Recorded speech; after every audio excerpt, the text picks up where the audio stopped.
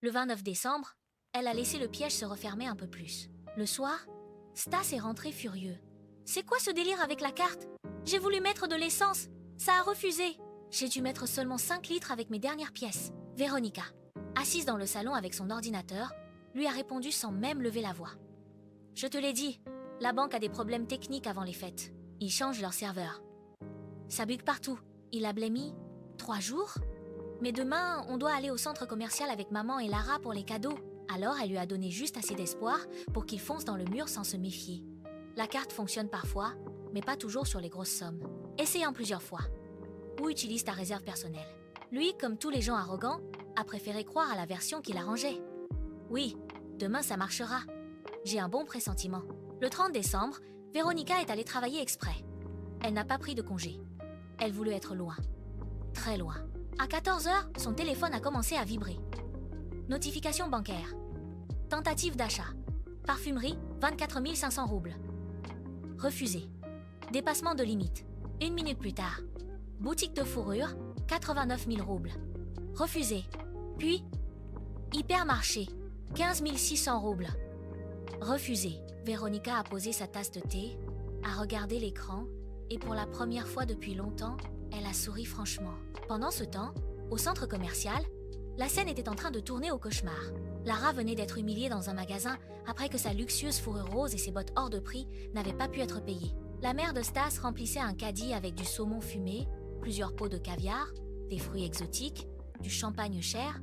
Elle faisait comme si tout était normal, comme si l'argent tombait du ciel, comme si Véronica était une carte bancaire avec des jambes. Arrivée à la caisse, Stas, ruisselant de sueur mais gardant son sourire de façade, a tendu la carte. Le terminal a bipé. Refus. Il a recommencé. Refus. La caissière, une femme robuste avec un bonnet de Noël sur la tête, a levé les yeux et a dit d'un ton sec « Monsieur, le terminal indique plafond dépassé. C'est une carte pour enfants ou quoi ?» Derrière eux, la file a commencé à s'impatienter. Une cliente a crié qu'elle avait des raviolis qui décongelaient. Un autre a lancé qu'il fallait payer en liquide s'il n'avait pas les moyens. La mère de Stas s'est couverte de plaques rouges. Lara fulminait. « Tu m'avais promis! C'est quoi cette honte ?» Alors Stas a fait ce que font tous les lâches, lorsqu'ils ne contrôlent plus la situation. Il a appelé sa femme en hurlant. Véronica a répondu au 3e bip. « Allô ?» Et lui, sans même baisser la voix, a explosé. « Qu'est-ce que t'as fait avec la carte ? On est à la caisse. Maman est là avec le chariot plein. Je peux rien payer. » « Tu m'as ridiculisé. » Véronica, imperturbable, a répondu. « Stas, ne crie pas. Je suis en réunion. »« Quelle réunion ? Débloque la carte immédiatement. Il faut que je paie les courses et les cadeaux. » Et c'est là qu'elle a porté le coup. Un coup simple. Froide. Parfait. La banque a bloqué des opérations suspectes. Ils ont remarqué trop de tentatives pour jeter mon argent dans les toilettes.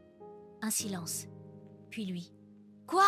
Elle a repris, toujours calme. « Tu es un grand investisseur, non ? Dépense ton argent à toi. Ma carte sert à mes besoins. D'ailleurs, je me suis acheté un séjour spa pour les fêtes. Il ne reste plus rien pour toi. Bonne fin d'année. » Et elle a raccroché. Dans le magasin, Stas est resté figé, le téléphone collé à l'oreille, sous le regard méprisant de la caissière. « Alors, monsieur, on annule ?» Il a murmuré. « Oui, annulé. » Et là, le vernis s'est fissuré d'un coup. Lara lui a arraché des mains le seul petit paquet de chocolat qu'elle avait payé elle-même et lui a craché devant tout le monde. « T'es vraiment pathétique. » Investis sur mon œil. « Maman, viens. J'appelle un taxi. » Lui, humilié, a demandé « Et moi ?» Elle lui a répondu sans se retourner.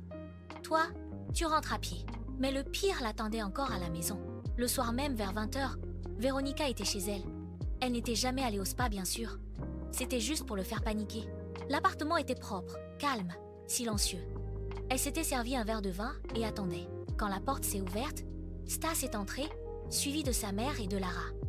Ils étaient tous les trois affamés, furieux, les bras vides.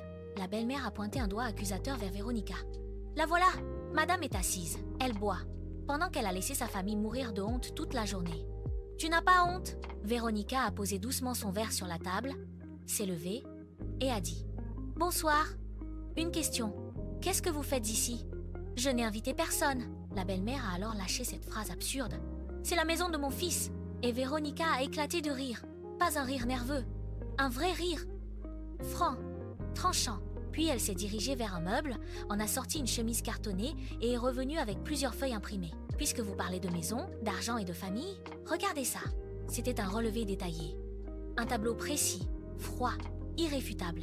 Elle travaillait dans la logistique. Elle adorait les chiffres.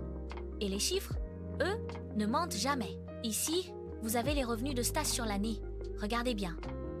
Lara a penché la tête. 0? Véronica a hoché la tête. Exactement.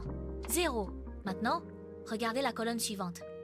Dépenses payées avec mon argent pour Monsieur Stas. Total. 642 000 roubles. La mère a blêmi. Quoi? Véronica a continué. Bière, essence, cadeau qu'il vous offrait soi-disant de sa poche, sortie, achat pour Lara, cadeau pour sa mère, petite combine, fantasme de grand seigneur. Tout ça avec mon argent. Votre fils n'est pas un homme d'affaires, c'est un parasite. Et aujourd'hui, j'ai terminé la désinfection. Stas était rouge comme une écrevisse.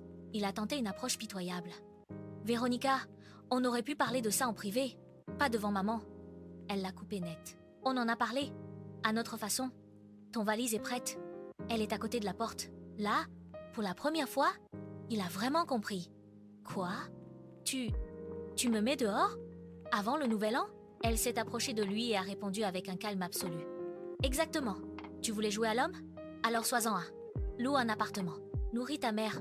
Achète du caviar à ta sœur. Mais plus jamais avec mon argent. Les clés, sur la table. Il a essayé la pitié. Je n'ai nulle part où aller. Sa mère, là jusqu'au bout, a marmonné qu'elle n'avait pas de place chez elle, que le canapé était cassé, que c'était trop petit. Lara, elle, a tenté de filer vers les toilettes en disant qu'elle venait récupérer son parfum. Véronica lui a barré le passage. Les toilettes sont au fast-food du coin. Et le parfum Chanel sur l'étagère? Il est à moi. Le tien est sûrement dans le sac de ta mère. Alors tout a explosé en cris, en insultes, en reproches. La belle-mère lui a hurlé qu'elle finirait seule. Lara a couiné que son frère retrouverait une femme plus jeune. Stas traînait sa valise comme un enfant pris en faute. Le nez qui coule, l'orgueil pulvérisé. Et quand enfin la porte s'est refermée derrière eux, Véronica a tourné les 2 verrous, puis la petite chaîne. Là seulement elle a respiré. Le 31 décembre, à 23h55, elle était assise dans un fauteuil, en pyjama avec des rennes. Sur ses genoux, une assiette de petits sandwichs au caviar rouge. Le sapin clignotait doucement dans le salon. À la télévision, un vieux film de Nouvel An passait en boucle. Comme chaque année, son téléphone a vibré une dernière fois. Un message de Stas. « Nika, pardonne-moi. Je suis un idiot. On est chez maman. Il n'y a rien à manger. » Lara hurle. Tout le monde se dispute. « Je peux revenir ? Je ferai tout pour me rattraper. » Véronica a lu le message. Puis elle a souri. Un sourire léger, libre, presque lumineux. Elle n'a pas répondu. Elle a simplement bloqué son numéro. Puis elle a ouvert le champagne. Au même instant, les 12 coups de minuit ont commencé à résonner. Le bouchon a sauté au premier coup. Et elle s'est dit à elle-même, dans le silence doux de son appartement enfin redevenu à elle, « Bonne année, Véronica! Bonne année à ta paix! Bonne année à ton respect! Bonne année à ton argent! » Derrière le mur, les voisins criaient « Hourra !» Mais elle n'avait plus besoin de faire de bruit, parce que parfois, la plus belle revanche n'est pas de détruire quelqu'un en criant, c'est de le regarder perdre tout accès à vous, pendant que vous trinquez seule, tranquille, libre, et enfin, heureuse.